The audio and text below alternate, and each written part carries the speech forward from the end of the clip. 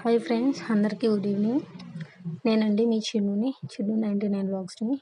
ఈరోజు వచ్చేసి ప్యూర్ నాటుకోడి అండి, ఒరిజినల్ నాటుకోడి కర్రీ ఎలా చేయాలో చూసేద్దాము. ఫస్ట్గా ఇందులోకి జింజరు, గార్లిక్, ఒక చెక్క, కొంచెం లవంగం వేసుకున్నానండి. మంచిగా పీల్ తీసేసి వేసుకోవాలి. ఒక ఇలాచి అండి, ఎందుకంటే ఇలా చేయడం వల్ల మనకి కొంచెము మంచి స్మెల్ వస్తుంది, మంచి రోమ్ అనేది బాగా వస్తుంది, సూపర్గా ఉంటుందండి. వీటిని మొత్తాన్ని మంచిగా పేస్ట్ చేసేసుకొని ఈ పేస్ట్ని మనము తీసేసి పక్కన పెట్టుకోవాలండి. ఎందుకంటే మనము ఇంకొక మసాలా కూడా కొంచెం ప్రిపేర్ చేసుకుందాము, ఓకేనా. ఇందులోకి పండుగ అంటే బాగా మాగినటువంటి మంచి టమోటాస్ని 4గా కట్ చేసుకొని ఇందులోకి వేసుకోవాలండి. టొమాటోస్ వేయడం వల్ల మనకు గ్రేవీ బాగా వస్తుంది, చాలా బాగుంటుంది. అందరూ మస్ట్గా ట్రై చేయండి. అలాగే ఒక ఆనియన్ కూడా కట్ చేసుకొని వేసేసుకోవాలి. కొత్తిమీర అండ్ పుదీనా అండి, ఇవన్నీ వేసేసుకోవాలి.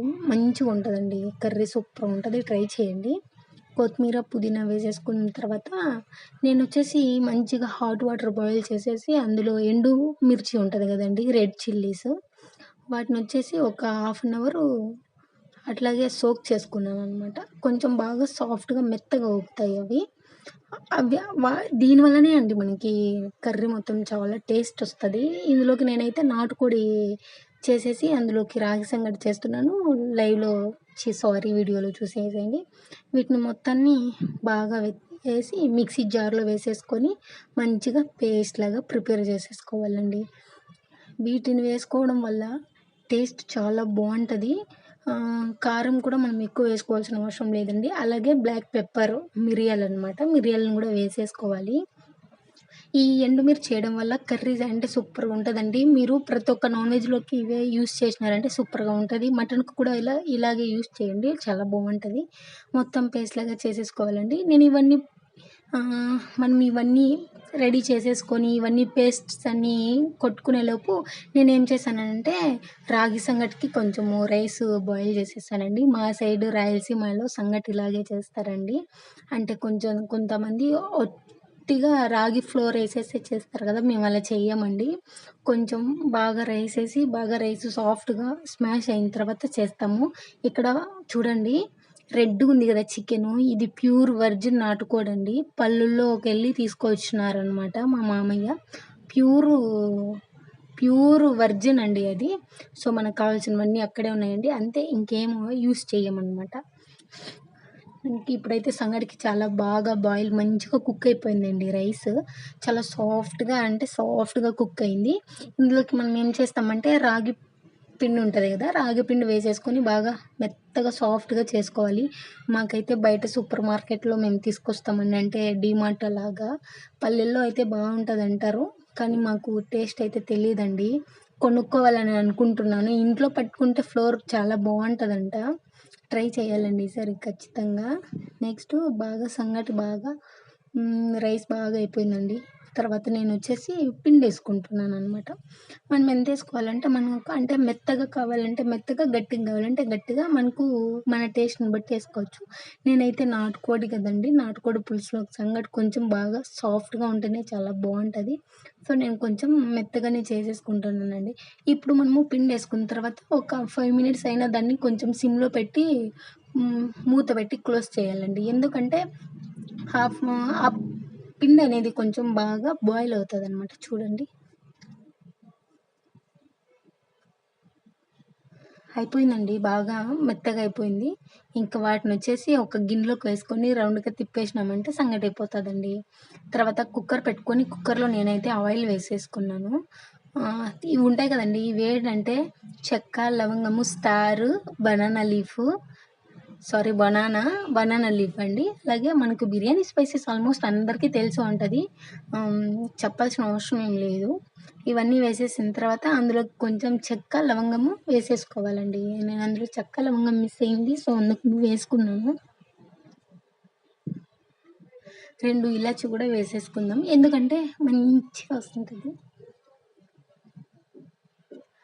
అవి మొత్తం బాగా కొంచెం సిమ్లో కుదిరితే వాటిని ఫ్రై చేయండి. హైలో పెట్టినామంటే అస్సలు టేస్ట్ రాదు. సిమ్‌లో పెట్టినారంటే మనం సిమ్‌లో పెట్టి వేసుకోవడం వల్లనే అండి వాటిలో ఉన్నటువంటి మొత్తం స్పైసీ స్మెల్ అనేది బాగా మంచిగా బయటకొస్తుంది.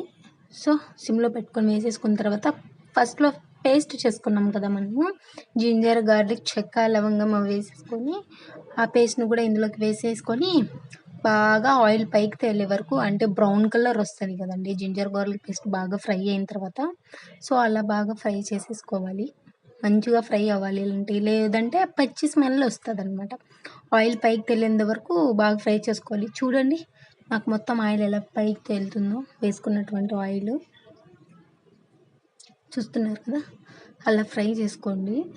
నాటుకోడి నేను చెప్పిన స్టైల్‌లో చేయండి ఫ్రెండ్స్. సూపర్ అంటే సూపర్‌గా ఉంటది. ఇదే ఫాలో అవ్వండి. ప్రతి ఒక్క కర్రీకి ఫాలో అవ్వనారంటే నార్మల్ చికెన్ అయినా నాటుకోడిలాగా ఎక్సలెంట్‌గా బాగా సూపర్బ్‌గా వస్తది.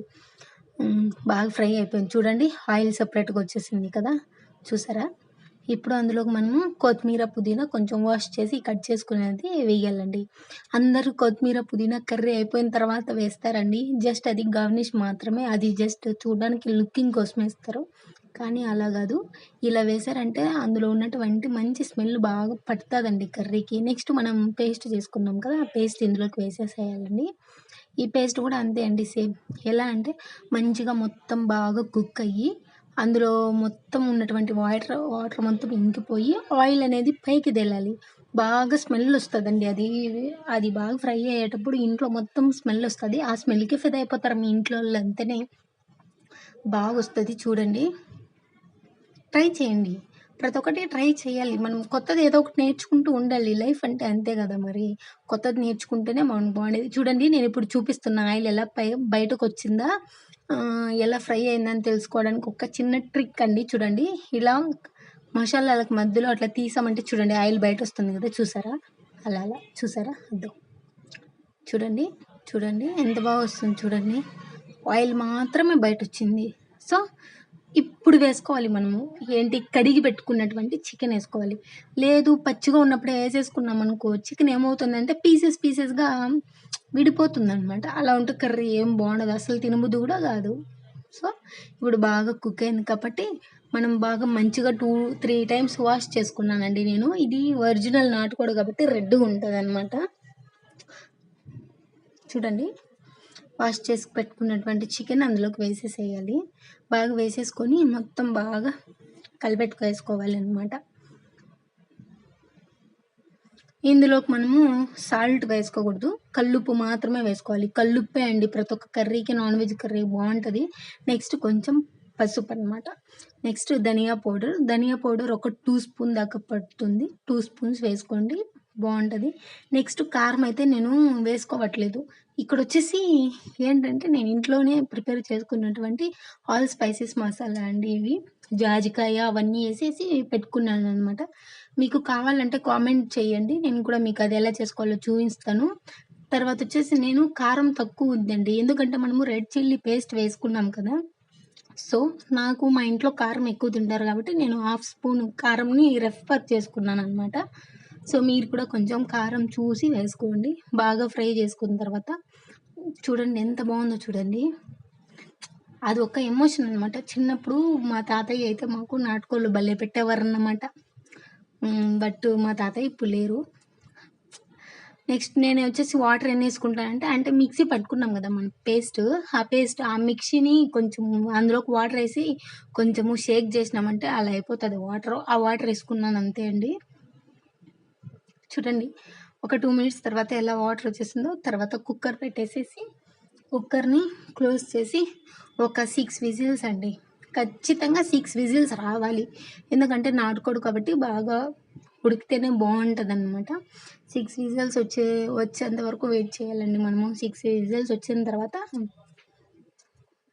వచ్చేసాయి విజిల్స్. నాకైతే 6 విజిల్స్ వచ్చేసాయి. దించుకొని సర్వ్ చేసుకోవడమే వేడి వేడి రాగిగా.